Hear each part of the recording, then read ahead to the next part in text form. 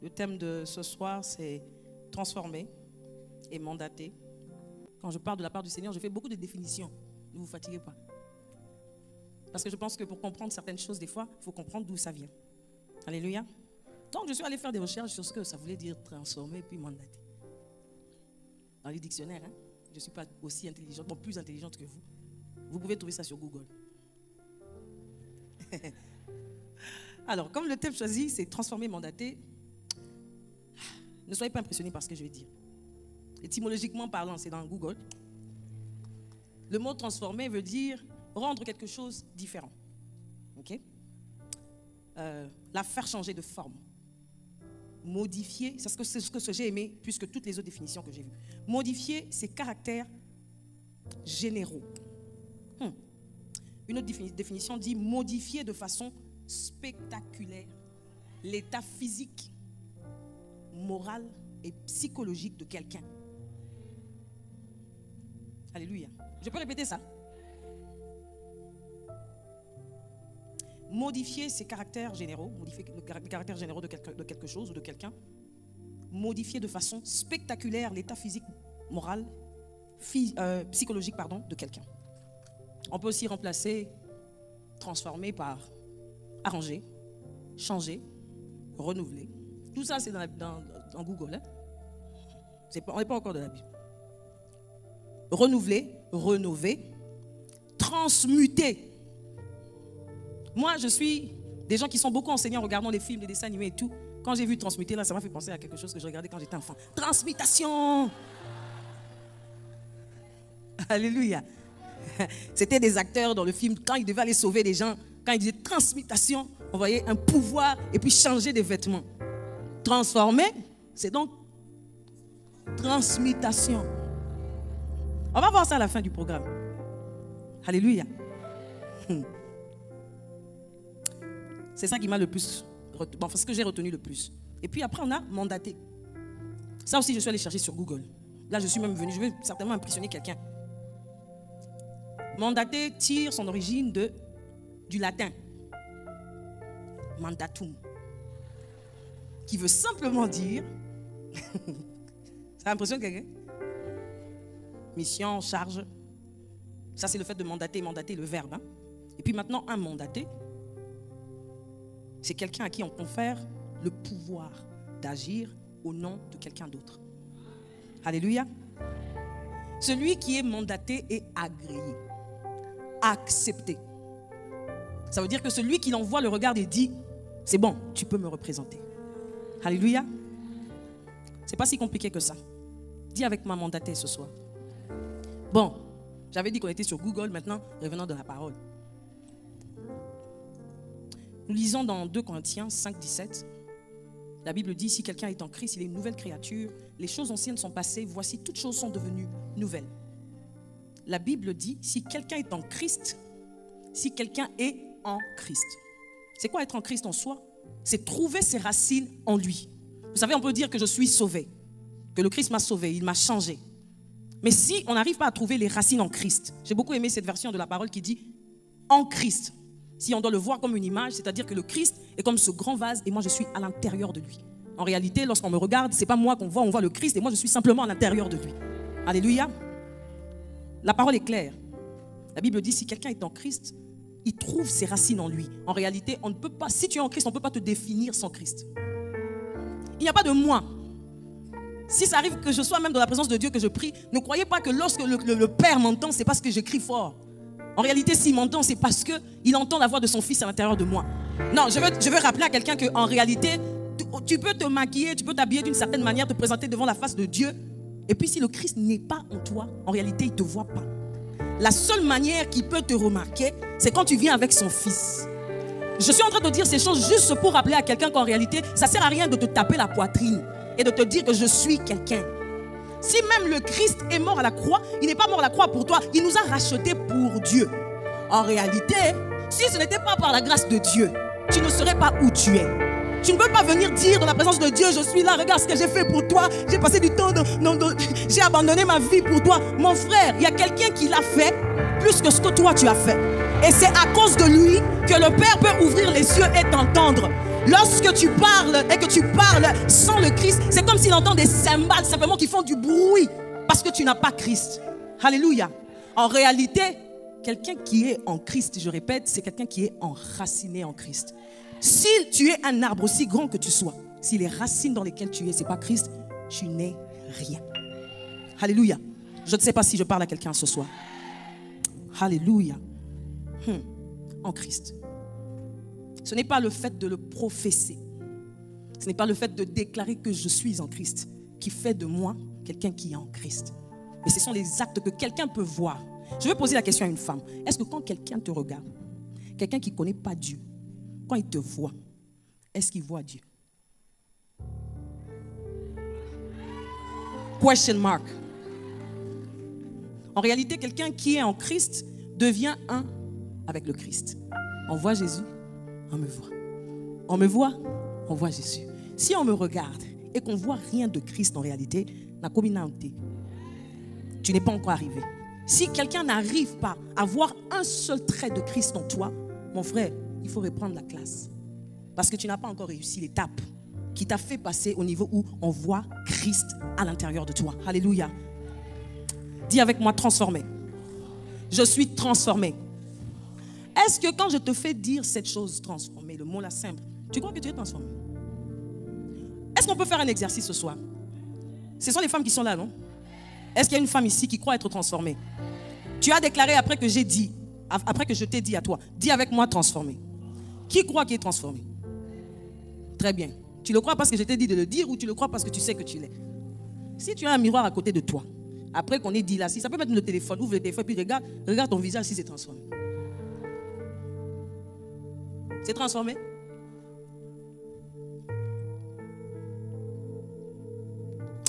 Qu'est-ce que ça veut dire en réalité être transformé? Ce n'est pas le fait juste de se regarder et de déclarer qu'on est transformé. La transformation commence de l'intérieur à l'extérieur. Et c'est impossible qu'on déclare qu'il y a eu transformation quand il n'y a pas eu changement à l'intérieur de toi. Quand j'étais en train d'écrire, le thème c'est mandater. Non, transformer puis mandater. Moi j'ai écrit un sous-thème qui disait transformer par lui, mandater pour sa gloire. C'est un sous-thème qui est venu de ce thème. Aujourd'hui, quelqu'un va se transformer ici en ce lieu. Parce que lorsqu'il y a une transformation, il y a un changement qui se passe. On sait le voir de l'extérieur. Quelqu'un sait le déclarer. Et ce quelqu'un, ce n'est pas toi. C'est celui qui te regarde. Alléluia. En effet, cette transformation dont on parle dans la Bible est celle qui travaille de l'intérieur à l'extérieur, je l'ai dit. Éphésiens 4, 22 à 24 dit: on vous a enseigné à vous débarrasser du vieil homme qui correspond à votre ancienne manière de vivre et se détruit sous l'effet de ses désirs trompeurs, à vous laisser renouveler par l'esprit de votre intelligence et de vous revêtir de l'homme nouveau, créé selon Dieu, dans la justice et la sainteté que produit la vérité. Quand l'apôtre Paul parle ici, il ne parle pas des païens. Alléluia. Il parle à des chrétiens. Mais ils encouragent à une vraie transformation. Alléluia. Cela veut dire que la transformation vient de celui qui transforme. Qui est celui qui transforme ici? C'est Jésus. Ça vient de celui qui transforme. Et celui qui transforme rencontre celui qui doit être transformé. Mais pour que celui-ci soit transformé, il doit être disposé. Alléluia. Pour que tu sois transformé, tu dois être disposé. Je ne parle pas du fait de donner sa vie à Christ. C'est possible de donner sa vie à Christ, mais qu'en réalité, la transformation ne soit pas visible de l'extérieur. Alléluia. Il doit être disposé, il doit être prêt, il doit être assoiffé, désirant ardemment ce changement. Ce changement qui doit se manifester à l'extérieur. J'ai aimé une phrase que maman Ambi a dit hier. Lorsque tu rencontres le transformé qui vient vers toi, il t'enlève normalement d'une étape à une autre étape. 0 à héros. Quand tu as rencontré le Christ et qu'on n'a pas vu le changement dans ta vie, en réalité, il n'y a pas encore eu une transformation. Alléluia. J'ai dit qu'il y a un pas qui est fait depuis le ciel, d'où vient le transformateur, qui vient à la rencontre de celui qui est sur la terre, dont toi. Et dès que ce dernier ou cette dernière fait aussi le pas vers celui qui est venu le rencontrer, il y a, comme on l'avait dit au début, il y a ce changement, cette modification spectaculaire. Ma soeur, laisse-moi te poser la question. Est-ce que quand tu regardes ta vie, depuis que tu as donné ta vie à Christ, quelqu'un de ta famille peut donc déclarer qu'il y a eu une modification spectaculaire? C'est une question. Tu as rencontré celui qui transforme et tu es resté le même. Donc, je ne sais pas si tu as vraiment rencontré celui qui change les vies. Je vais vous parler d'un exemple de ma vie. J'ai donné ma vie au Seigneur en 2008. C'est tard pour certains, tôt pour les autres. Mais c'est en 2010 que je peux déclarer qu'il y a réellement des transformations qui ont commencé à être visibles aux yeux des autres. J'explique. Ma petite sœur de moins de 6 ans que moi, on se dispute. Moi, j'ai grandi étant très rancunière. C'est-à-dire, si tu me fais quelque chose et que je te bloque ici, frère, qui que tu sois, je ne te lâcherai pas. Mais je bénis le Seigneur parce que c'est dans mon passé. Et ça, tout le monde le savait. J'ai un souvenir où mon père me disait, j'avais 5 ans. 5 ans. En maternelle, j'ai lancé un truc, je ne sais pas, à un collègue de classe. Ça lui a fait mal et la maîtresse est arrivée pour que je demande pardon. Moi, je demande pardon. 5 ans. 5 ans d'âge. Donc, je grandis avec ce caractère. C'est à l'intérieur de moi. Je donne ma vie au Seigneur. Ce n'est pas totalement parti. Parce qu'en réalité, la transformation a un cheminement. On marche vers cette transformation. Il faut le désirer pour que cela soit manifeste. Et je peux te dire une chose. Lorsque ça sera manifeste, tu le sauras parce que c'est ceux de l'extérieur qui vont témoigner que je t'ai vu hier. Et ce que je vois aujourd'hui, ce n'est pas la même chose. Quelqu'un dirait comme dans une pub, je me dispute avec ma petite sœur qui me connaît, qui connaît mon background. Alléluia. C'est moi qui avais raison. Et des jours passent, je vais vers elle. Je lui demande pardon. Elle me regarde. Elle dit, Adena, c'est pas vrai. Je dis quoi? Tu m'as demandé pardon. C'est moi qui avais tort. Mais c'est toi qui viens vers moi. Et c'est toi qui me demandes pardon. Mais la partie où l'histoire devient plus belle, c'est la suite de l'histoire. Où elle me dit, je te connais depuis qu'on est enfant. Et je n'ai pas vu ces choses se manifester en toi. Elle me dit, à cause de ça, je veux suivre le Dieu que tu as suivi. Parce que le seul qui peut faire de toi cette femme de non-pardon, même quand elle a tort ou qu'elle ait raison, elle ne va pas revenir demander pardon. C'est toi qui es venu vers moi. Je ne connais pas cette Adena. Qui es-tu? Dis-moi qui tu as rencontré pour que moi aussi, je le rencontre. Alléluia. Alléluia. Pour les mamans qui sont ici, mariées, là où le Seigneur nous frotte bien là-bas. C'est la même chose dans le mariage. Pardon là, comme ça, difficile. Donc quand je passe par cet entraînement, le Seigneur, un jour, on a fait une dispute. C'était encore moi qui avais raison, je vous assure. Le Seigneur me dit, va demander pardon. Je dis, mais pourquoi?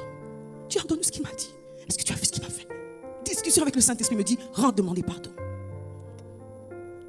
Mesdames, c'est facile d'entendre. Hein? Faire là. Entre la chambre et le salon, c'était des petits mètres comme ça. Mais pour arriver, oh, et j'arrive quand est-ce au total là, devant la porte de ma chambre. Je rentre 30 minutes, un poignet qui devient lourd devant mes yeux. Finalement, j'ouvris le poignet et je suis entrée. Parle maintenant. 30 minutes encore. Dena. Ah. Et là, je m'avance, je viens vers mon mari, je dis, je vais te parler. J'écoute. Finalement, j'ai fourni l'effort et je parle. La surprise. J'ai entendu. Ah! Prix de Dieu. Après tout ce calvaire, c'est ça la réponse. C'était ça. Je suis sûr qu'il a dit aux huiles. Je nous donne ces exemples qui peuvent être marrants aujourd'hui. Ça ne l'était pas pour moi quand je vivais cette circonstance. Mais ce que je suis en train de dire à quelqu'un aujourd'hui, c'est qu'on marche vers cette transformation. Et ce qui est bien, c'est qu'aujourd'hui, et mon mari, et ma soeur, des personnes qui vivent avec moi, ont changé mon nom. J'ai quitté le nom de la rancunière à Mère Teresa. Je cherche des excuses pour tout le monde. Non, s'il a fait ça, c'est certainement à cause de... Oh non, c'est...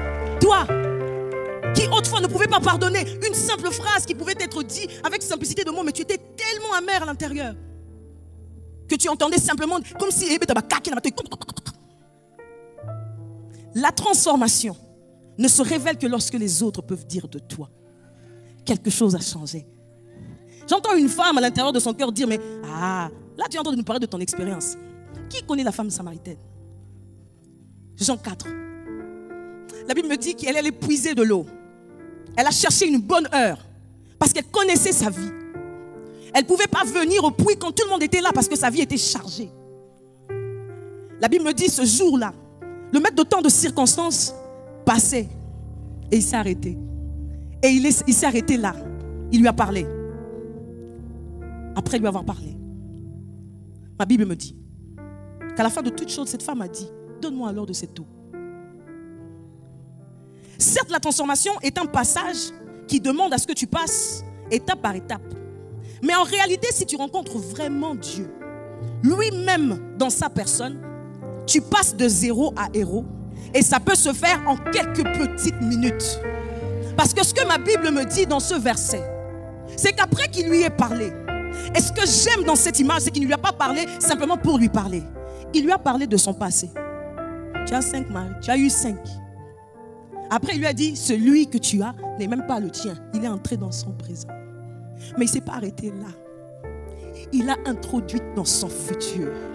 Parce que ce qu'on voit dans cette portion des Écritures, c'est qu'en quelques fractions de minutes, elle quitte de cette femme prostituée mal réputée dans son avenue, dans sa ville, à quelqu'un qui est réellement transformé. Pourquoi transformé? Parce qu'elle rencontre celui qui la connaît avant qu'elle ne soit connue elle-même.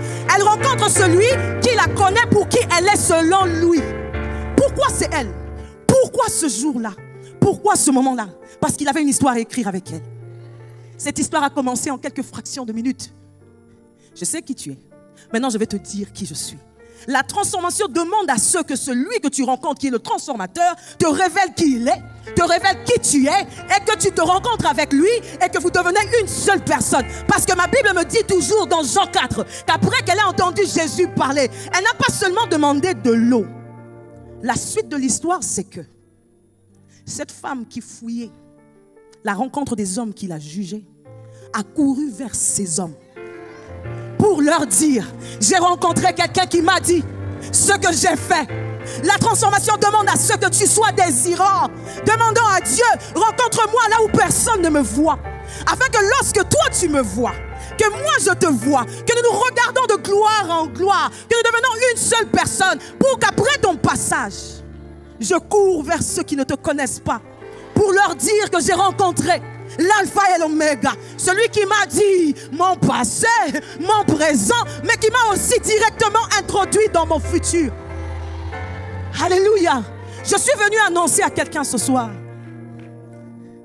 ton histoire n'est pas définie par rapport à ce que tu vis chez toi. Je vais même aller plus loin.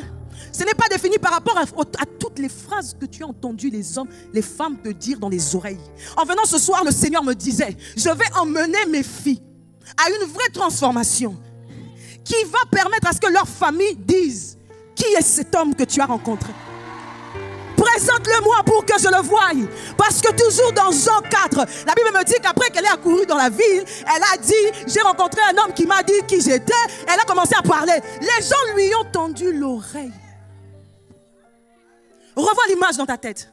Femme prostituée, background chargé, rejetée. Elle est impure, on ne peut pas la regarder, c'est pas possible. Elle ne peut pas être à côté de nous, pas à côté de nos enfants, surtout pas à côté de nos femmes. Elle a rencontré l'alpha, l'oméga.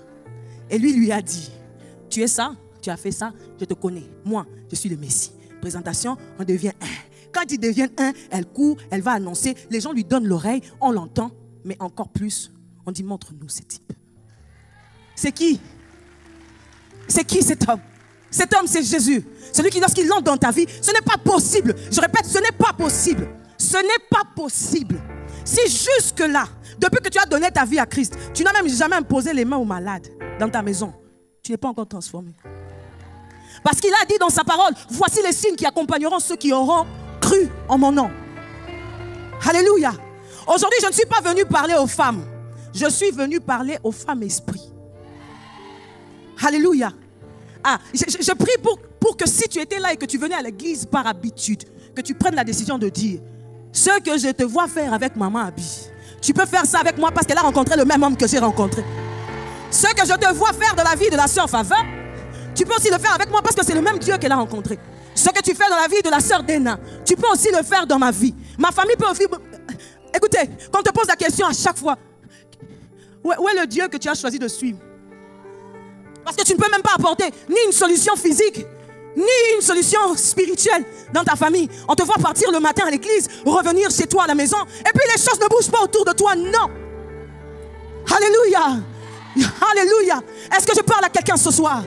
Si, lorsque tu es là, comme aujourd'hui le matin, lorsqu'on était en train de traverser et que le bateau était en train de faire du bruit parce qu'il y avait la tempête, le frère Jonathan m'a regardé et dit, on est avec maman Dena, ça va aller. Est-ce que c'est parce que j'ai le pouvoir ou c'est parce que je manifeste celui qui m'a transformé? Alléluia. Si les gens, je me suis assise une fois dans l'avion, puisque moi je connais mon futur à cause de celui qui me l'a dit. Il m'a pris dans mon péché. Il m'a lavé, il m'a nettoyé, il a changé ma vie. Puis il a dit, vase utile entre mes mains. Maintenant va et fais ce que moi j'ai fait. Même encore plus. Je ne suis pas en train de parler simplement pour parler. Je parle m'appuyant sur la parole qui a dit que ceux qui ont cru en lui feront des choses comme lui et encore bien plus. Maman, ma soeur en ce lieu, dis à l'intérieur de toi, je suis fatigué de vivre la vie chrétienne simplement comme quelqu'un qui a suivi quelqu'un qui n'est pas vivant. Le Dieu que tu as choisi de servir est vivant. Ce que j'aime avec la parole, c'est qu'il appuie dans sa parole. Il faut que je parte pour que l'Esprit de Dieu soit manifesté à l'intérieur de toi. Ovaneli Maki, tu es assis sur des œufs. Ne faisons pas un acte vers celui qui tu es déjà ointe. Choisis, changez. Où est ce changement spectaculaire? On le voit. Il rencontre cette femme. Les choses changent en un jour. Quelle est cette femme remplie d'impureté qui peut venir parler aux hommes et aux femmes qui connaissent sa vie passée? Si ce n'est quelqu'un qui est réellement transformé, qui va lui donner son oreille? Qui? Si on n'arrive pas à voir à l'extérieur d'elle qu'il y a réellement eu un changement. La transformation demande à ce que celui vers qui le transformateur vient soit ouvert. Je suis là, je suis présent, je t'ai donné ma vie, mais je sais que ce n'est pas suffisant. Il y a bien plus, parce que tu m'as donné ton esprit. En réalité, ton esprit, ce n'est pas pour que ça puisse chômer. Ton esprit doit être manifeste afin que les hommes tout autour de moi disent, on veut aller vers ce Dieu. Alléluia. Est-ce que je parle à quelqu'un ce soir? Dis avec moi, transformé. Mais nous savons. J'ai appris avec le temps, je pensais que la sorcellerie n'était assise que chez les Africains. Mais les Blancs aussi sont des sorciers. La seule différence avec eux, c'est qu'ils créent des avions et puis nous, on vole la nuit. Sur les balais, s'il vous plaît. Ah, ça là, t'as avion à Kindoki.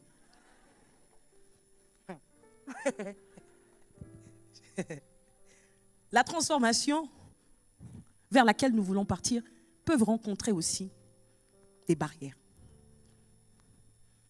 Et ces barrières peuvent être la famille, l'entourage, l'école, l'université, le lieu dans lequel on se positionne. Je lisais dans Genèse 20, c'est l'histoire d'Abraham, on ne va pas le lire. Il arrive dans cette ville, on voit son épouse, elle est trop belle, il dit, oh, c'est ma soeur. Ça c'est Genèse 20, 2. Je suis descendu dans Genèse 26, 7. Et puis c'est Isaac, son fils, qui va presque dans la même ville. Et puis on lui pose encore la question. Oh, c'est ma soeur. La transformation peut rencontrer l'obstacle de ce que tu as pris chez toi. Parce que qu'on se le dise, elle peut être radicale, comme elle peut prendre le temps. Ça dépend de celui qui est disposé. Hein? Tu viens, tu es Abraham, tu as menti. Est-ce qu'il avait raconté son histoire à Isaac pour qu'il la répète comme ça? Vous savez ce qui a fait la transmutation? Le transfert entre Abraham et Isaac, c'est le sang. Il avait le même sang. Ils ont donc répété les mêmes erreurs.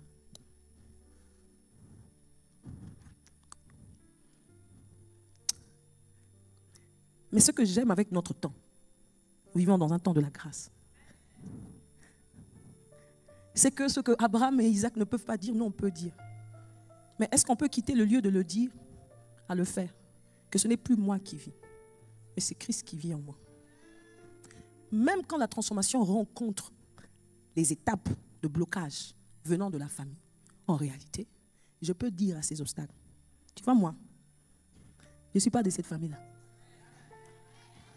Alléluia. Je sais que c'est mon père, mais ce n'est pas son sang qui coule dans mes veines. Je suis en train de le dire à quelqu'un parce que ce soir, quelqu'un a besoin de se lever. C'est ce qu'on va faire dans les minutes qui vont suivre. Et de dire à tous les obstacles qui s'opposent à sa transformation totale. Tu vois aujourd'hui, c'est la fin entre vous et moi. Oui, j'ai le nom de mon père biologique, mais spirituellement parlant, mon ADN vient d'en haut. Je ne suis pas d'ici. En réalité, je suis de là-haut. Et c'est mon père qui m'a donné l'autorité venant de mon frère, mon roi Jésus, me donnant la possibilité de changer l'ADN. Lorsque j'étais en train de préparer ce message, le Seigneur me disait, transformation là, c'est salle d'hôpital. Où il y aura des opérations ce soir. Où tu n'auras pas besoin de passer par plusieurs étapes pour que ça change en toi. Le Dieu de tous les dieux, qui a envoyé son Christ, qui est venu mourir à la croix pour toi et moi, qui est parti. Et en partant, qui a dit, il est préférable que je m'en aille afin que je vous envoie le Saint-Esprit, celui par qui vous serez capable de faire les choses que moi je fais. Lorsque le Christ est parti, il nous a laissé une charge. Et cette charge de pouvoir le représenter partout sur la terre. Quelqu'un m'a vu une fois, il m'a demandé, quand la parole a dit que vous ferez plus que moi, est-ce qu'il y a des miracles que le Christ n'a pas fait? Non. Il a tout fait. Parce que tout n'est pas écrit dans la Bible. Mais en réalité, lorsqu'il le disait, il ne parlait pas de la qualité, mais de la quantité. Vous savez pourquoi? Parce qu'il y aurait, au travers de son sang, ceux qui l'auront accepté et qui seront nés en lui, qui auront hérité du même sang et qui seront capables de faire la même chose que lui, il n'a fait qu'à Nazareth. Si vous regardez la carte de là où Jésus était en train de marcher pour faire du bien, c'est un petit coin comme ça. Mais ce qui est bien, c'est que quand il est mort, il est parti. Il a envoyé son esprit et puis il a envoyé ça sur la terre. Il a envoyé ça à Brazzaville, il a envoyé ça à Kinshasa, il a envoyé ça à Paris, il a envoyé ça à Kasumbalesa, il a envoyé ça dans des villes loin pour que quelqu'un qui est disposé entende transmutation et qu'il se réveille du nouvel homme et que ce nouvel homme soit capable de se lever devant le cancer qui parle dans ta famille et dire, ce n'est pas le sang de mon père qui coule en moi, mais c'est le sang de Jésus. Et ce Jésus m'a mandaté, il m'a choisi, il m'a transformé. J'ai rencontré la vie, j'ai rencontré la vérité et je suis devenu la vérité. J'ai rencontré celui qui change, il m'a changé et c'est à mon tour de changer. J'ai rencontré celui qui impacte, il m'a impacté et c'est à mon tour d'impacter. Ma sœur dit avec moi, transformé. Parce que ce soir, tu ne seras pas transformé par les vaines paroles que je suis en train de dire, mais par la parole de Dieu qui entre à l'intérieur de toi, qui te montre en ce moment chacune des endroits où tu dois passer pour corriger, pour que cette transformation devienne visible aux yeux de tous. Dis avec moi, transformé. Yes. Ce que j'aime avec ce thème, c'est qu'après qu'il m'ait mis sur cette lit d'hôpital et qu'il ait changé mon ADN, il a transfusé son sang dans mes veines. Je suis devenu lui et lui est devenu moi. Lorsqu'il a fini de faire cette opération, il m'a dit, lève-toi. Maintenant va pour que les gens voient qui tu es en moi. Parce qu'en réalité, vous savez, pour que les gens reçoivent la parole, il faut que la parole soit vivante, vécue, transférée, reçue, visible aux yeux de ceux qui ne croient pas. Lorsque j'arrive quelque part et que quelqu'un boitait et que je sais que j'ai reçu l'autorité de mon père qui m'a dit, vous imposerez les mains aux malades et les malades seront guéris, et que je viens en ce moment-là entendre comme si on a dit, Nena, transmutation. Na côte ici esprit. Alléluia. Je deviens celui qui m'a sauvé et je me lève devant ce problème et je dis au problème, qui es-tu devant celui qui m'a mandaté? Aujourd'hui, ce n'est pas un homme qui va t'imposer les mains pour que ce démon qui résiste depuis longtemps. Tu sais pourquoi il résiste? Parce que tu n'étais pas au courant que le sang qui coulait à l'intérieur de toi était le sang de celui qui change les vies, qui transforme. La Bible dit que personne ne vient dans sa présence et rentre tel qu'il était venu. Si tu rentres à chaque fois tel que tu étais venu, je ne sais pas qui tu as rencontré. Celui que j'ai rencontré m'a dit il y a plus de 10 ans, au travers de ta voix, tu parleras, les démons sortiront, les maladies seront guéries. Je l'ai cru, mais je ne l'ai pas vu jusqu'à plus de 9 ans plus tard. Parce qu'il y avait un chemin. Je ne dis pas que je suis arrivé. Je ne suis pas encore arrivé. J'ai encore un long chemin. Mais ce que je sais au moins, que je suis au courant de qui je suis en lui. Et cela me donne l'autorité de lever ma main et de déclarer que tous ceux qui n'honorent pas le nom de Jésus en ce lieu fléchissent. Et vous savez quoi? Ils fléchissent. Vous savez pourquoi jusqu'à présent, ces démons ne vous entendent pas? Ils entendent votre voix. Ce n'est pas ta voix. Celle qu'on doit entendre, ce n'est pas la tienne. C'est celui qui t'a sauvé. Christ en moi, l'espérance de la gloire. Christ en moi, l'espérance de la gloire. Est-ce que quelqu'un peut dire avec moi, Christ en moi, l'espérance de la gloire? On est déjà en train de partir vers la fin. Je ne voulais pas beaucoup parler aujourd'hui parce que le Seigneur m'a dit qu'il va manifester cette transformation parmi nous. Nous allons le vivre ici, après et encore après. Est-ce que quelqu'un peut dire avec moi, Christ en moi, l'espérance de la gloire? Lorsque la transformation prend place, après cette transformation, il m'envoie. Et je suis venu annoncer à une femme, à quelqu'un ici ce soir, que tu es celui qu'il a choisi pour que le changement soit visible tout autour de toi. Tu ne sortiras pas de cette conférence répétant les paroles qu'on t'a dit, mais vivant la pensée de Dieu manifestée en ce lieu. Vous savez pourquoi? Parce qu'à la fin de toutes ces choses, la gloire reviendra.